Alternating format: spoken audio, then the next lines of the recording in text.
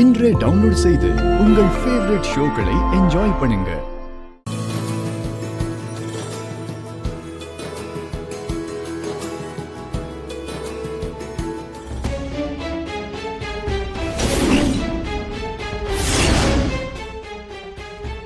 மயிலே, யாரா இந்த வேலையை பார்த்தது?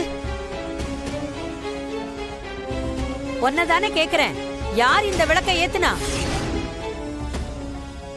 ஒவ்வொரு வருஷமும் இந்த விளக்க இந்த வீட்டோட மருமக, அதாவது நான் மட்டும்தான் ஏத்திட்டு வந்தேன்.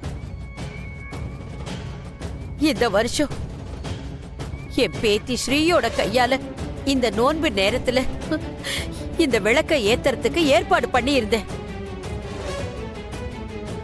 இத யாரோ வழக்கத்தை மாத்தி நம்ம குடும்பத்தோட சொத்தாவும் கௌரவமாவும் நினைக்கிற இந்த வம்சாவழி விளக்க ஏத்தி வச்சிருக்காங்க.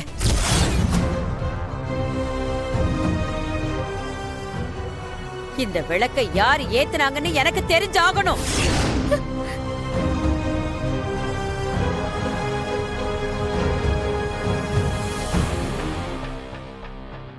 சொல்லுங்க, இத யார் ஏத்துனது?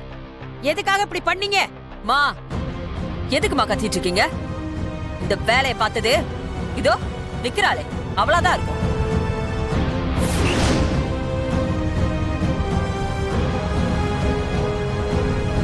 காஞ்சனா, அவ இந்த வீட்டுக்கு அம்பிகாவை பாத்துக்க வந்திருக்கா. அவ எப்படி இந்த விளக்க ஏத்திருப்பா?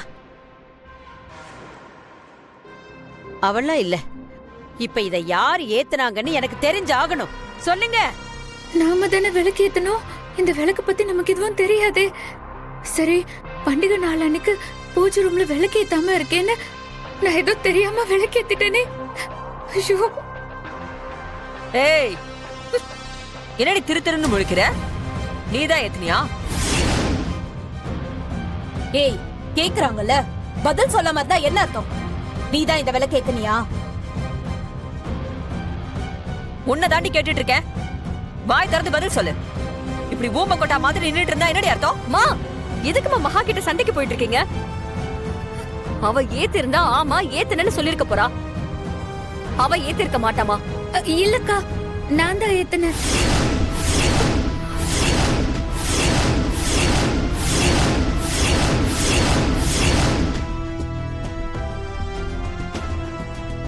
என்ன சொன்ன? நீ ஏத்துனியா? ஆமா பாட்டி, தெரியாம ஏத்திட்டேன்.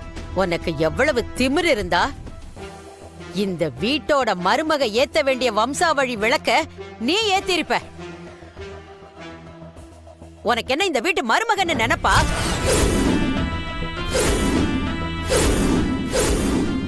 இந்த விளக்க பத்தி உனக்கு என்ன தெரியும்? இது காலங்காலமா இருக்கிற இந்த குடும்பத்தோட கௌரவம் எல்லாத்தையும் நாசமாக்கிட்டியே.